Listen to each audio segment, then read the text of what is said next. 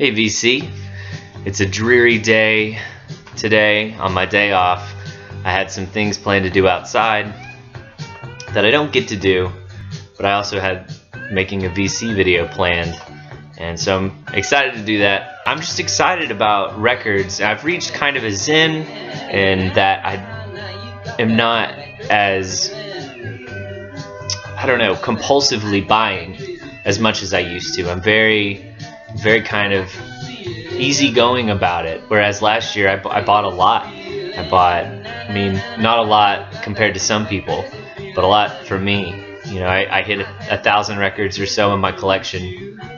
I think, you know, maybe 200 to 300 of them were bought last year. So anyway, that's a lot for me, especially I'm a guy that doesn't really collect anything other than, well, once I do a room tour, you'll see that I've kind of hoarded VHS tapes for a while. But even growing up, a huge fan of music, I never held on to CDs. I was always trading CDs for other CDs. I don't know, I don't have much of that compulsion, that kind of need for the dopamine rush of buying, and that's not true. I get a kick out of it just as much as anyone else. But basically, I've just kind of slowed down a little bit.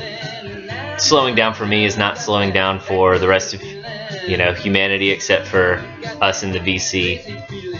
But I'm getting cozy with the stuff that I have.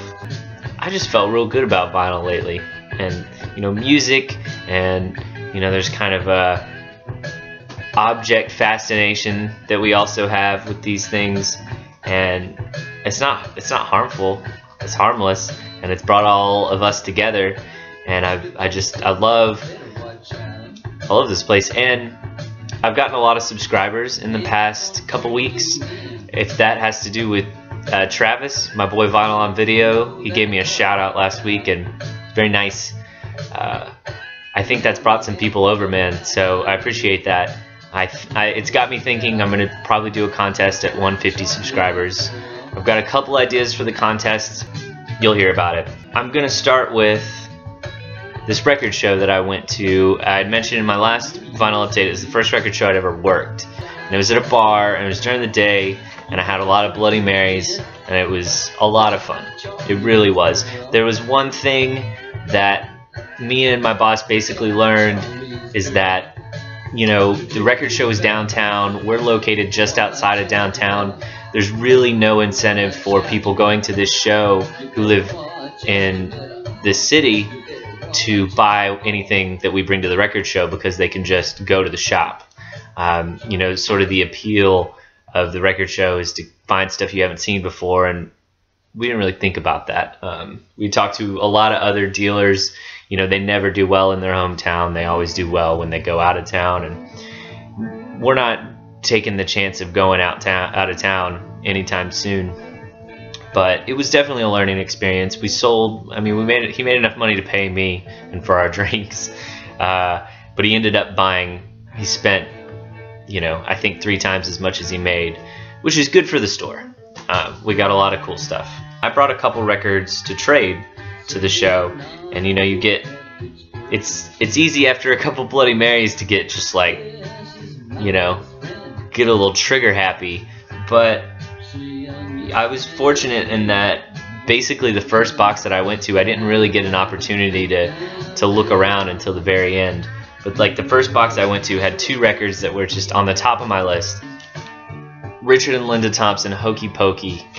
Beautiful album art, first of all. It's just gorgeous. And I've listened to it once. What sticks out to me about this particular one, Hokey Pokey, is that it's more lighthearted, if you can even say that about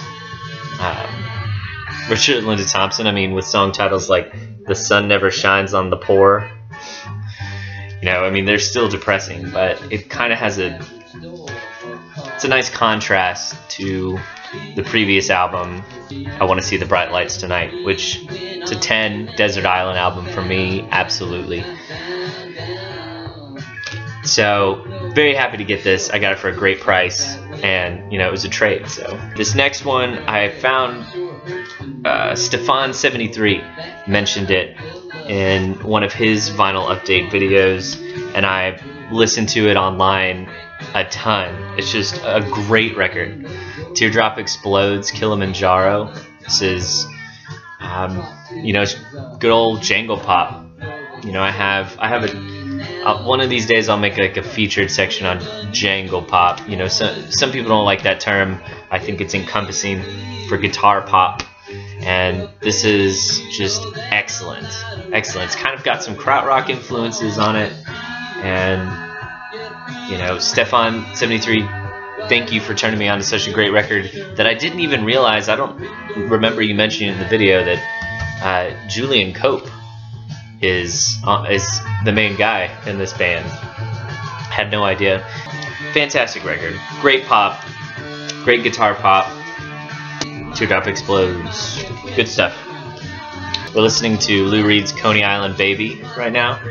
I never know if these Best Buy series pressings are not as good as the originals. I mean, I wouldn't mind looking for an earlier pressing of this. This is one of my favorite Lou Reed albums. I know it's a lot lighter than his other stuff, but it sounds amazing.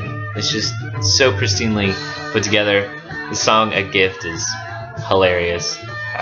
Coney Island Baby's title track is fucking fantastic. I ordered a couple records from Slumberland, the record label. If you've seen any of my indie vinyl or vinyl updates, you know that Slumberland is just, that sound is, if somebody does the fuzzy indie pop thing, well, I'll eat it up. And Slumberland is, you know, just the label for stuff like this. I had needed to order this album, the new album from Veronica Falls. I'd been meaning to pre-order it, and I did. Nice inner sleeve here. Woo. Normally these special pre-order colored vinyl editions that they normally do, they sell out pretty quick, and I was happy to find that I still was able to get the white vinyl, which is nice. And this album, you know, at first does not strike me as good as the debut, but it's good. There's some fantastic songs on here that would make a nice centerpiece for any heartfelt mixtape. There's some really strong songs on this, and overall I'm happy. Great guitar interplay, boy-girl vocals. But since I had to order that, you know, I was really looking forward to that album. I also threw in on the order Brave Irene. This is a 9-song, actually 8-song EP. It plays at 45 RPM, and it was cheap. It was $9. This was playing in the background of, I want to say, the last update that Jesse, also known as Super Turbo Blur, pretty sure that's his YouTube username. This was playing in the background, and I loved it. And if you don't subscribe to Jesse's videos, Super Turbo Blur, check him out. First of all, his music room is like inside of a, I don't know, it looks like a bachelor pad from space. I don't know, it looks really cool in your music room, Jesse. I'm trying to hang out there. He's got great taste in indie pop, a lot of really cool singles, 12 inches, and bootlegs. Great bootleg video he did recently. But if you don't subscribe to his videos, check it out. I'm gonna pop a link up here while I'm talking about him. But he's also got a great haircut. Looking good, Jesse. Turn me on to Brave Irene. Thank you. This is the reason that I jumped on this is the guitar and vocals and songwriting are by Rose Melberg. Rose Melberg is the chief player, songwriter in Tiger Trap and the Softies, one of the chief songwriters in the Softies. Both have releases on K Records, and they're two grails of mine. Both of those records are grails of mine. Can't find them really for under I'd say $26, $25. I've never seen him go for under that. It's usually a little bit more than I'm willing to spend.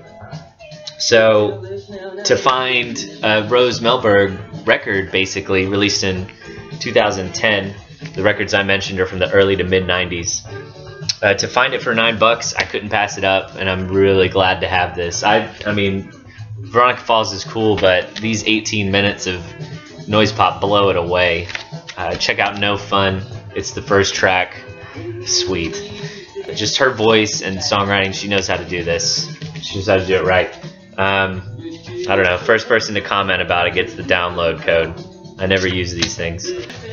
I was also really super surprised and thankful and blown away by a package that Mike, aka Bostonian Reggie, sent me. I got it in the middle of last week. I didn't do an opening video or anything because I knew I wasn't going to be able to do it until today, and I wanted to know what was in the package. And this is what's crazy to me, is these two records, man. These are, I don't know. You hit the nail on the head. He hit the nail on the head. Thank you so much, Mike.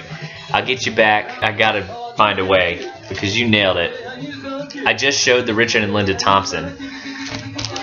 He sends Richard Thompson his first LP. You know, my goal was to, once I finished the Richard and Linda Thompson, start learning more about Richard Thompson's solo career, which I really don't know too much about, except for his playing in Fairport Convention. And look at that. Dude sends his first debut album titled Henry the Human Fly. And can I say, this is like my favorite cover of anything. This cover, now I know a lot of you, by the way, this is on Carthage Records, same label as the Richard and Linda Thompsons. This is from 1972. I think this is a later repress. But this cover, you guys don't know my music very well, probably, especially my solo music. You know, I've got a band that puts stuff out, but my solo stuff is, you mostly see it live, and it's mostly from a long time ago. But this is me, man.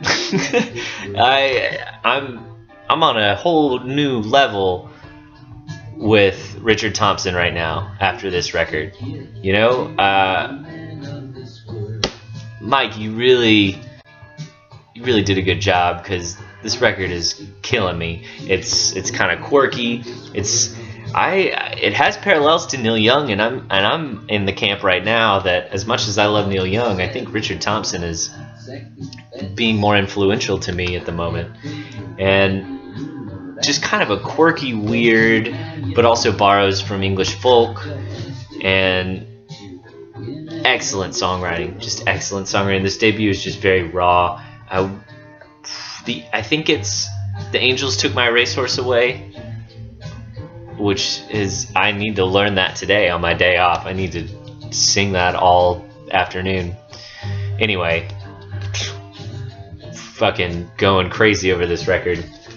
Mike, thank you so much. He also sent a bag I have in the other room from a shop, and I got a cool sticker from a record store in Connecticut. Also, Mike had sent me 2 records. Got a nice little note. And the second record he sent me, he had an extra copy because he found the original, so he sent me the Four Men with Beards pressing of Wires 154. Holy crap. After showing, I guess, Pink Flag and sort of letting out the secret that I had never heard Wire before, he was swift to send this to me. And Mike, I haven't listened to this yet. I've just, with these 6 records, you know, and working all the time, you know, I haven't found the time to listen to, but I'm very excited to listen to it.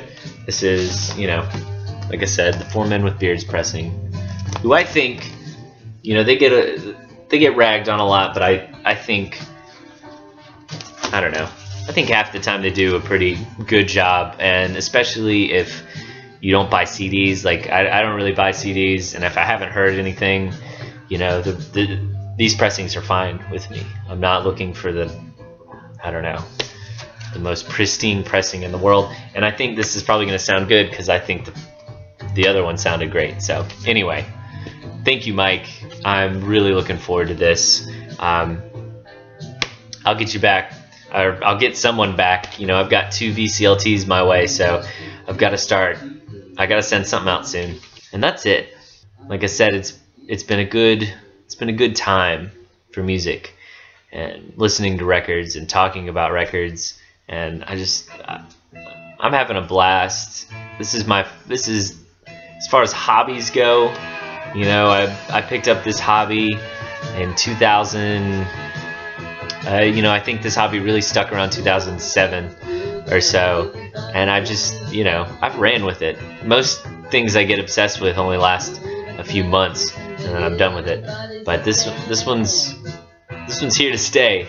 I've got a record show that I'm going to go to Sunday, I think, if I can justify it to myself. But I've got the day off Sunday, and even if I don't buy anything, you know, flipping through the stacks is therapeutic, and you know, who knows?